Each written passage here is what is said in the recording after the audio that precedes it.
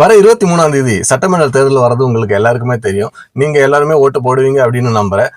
நம்ம ஃபீல்டுல பாத்தீங்கன்னாக்கா, நம்ம அவசரப்பட்ட நிறைய நண்பர்கள் வண்டி போட்டு ஓட்டுறது உண்டு. அவங்க வாழ்க்கையில ஸ்டக் ஆகுறதும் நம்ம பார்த்திருக்கோம். ஏன்னா அவங்க அந்த ஃபீல்ட பத்தி தெரிஞ்சுக்காம 10 பேர்கிட்ட கேட்காம அதை பத்தி அனலைஸ் பண்ணாம நம்ம வண்டி போட்டு ஓட்டலாம் அப்படின்னு நினைச்சு வரும்போது அவங்களால அந்த ஃபீல்ட்ல சஸ்டெயின் பண்ண முடியாது. அதே மாதிரி தான் நம்ம இந்த தேர்தலில் ஒருத்தருக்கு ஓட்டு போடுறதும். அதாவது நம்ம சோஷியல் மீடியா எல்லாமே இப்போ வீடியோஸ் பார்த்து இல்ல ரீல்ஸ் பார்த்து இன்ஸ்பயர் ஆகி ஓட்டு போறது, இல்ல ஜென்சி புதுசா வரக்கூடிய ஃபர்ஸ்ட் ஓட்டர் போடக்கூடிய நண்பர்கள் இதை பத்தி ரிசர்ச் பண்ணாம உங்க தொகுதியில் யார் நிக்கிறாங்க என்ன நிக்கிறான்னு பார்க்காம அவங்கள பத்தி ரிசர்ச் பண்ணாம ஒரு ஆர்வத்துல ஓட்டு போடுறது அந்த மாதிரிலாம் இல்லாம நீங்க ஓட்டு போடுறது யாருக்கு போடுறீங்க, எதுக்காக போறீங்க, அவங்க நம்ம தொகுதியில அவங்க நல்லவங்களா இருப்பாங்களா, நம்மளுக்கு யூஸ்ஃபுல்லா இருப்பாங்களா அப்படின்றதெல்லாம் ரிசர்ச் பண்ணி உங்களுக்கு எது நல்ல வேட்பாளர் அப்படின்னு நீங்களே முடிவு பண்ணி தெளிவான மைண்ட் செட்டோட ஒரு ஓட்டு போடுங்க.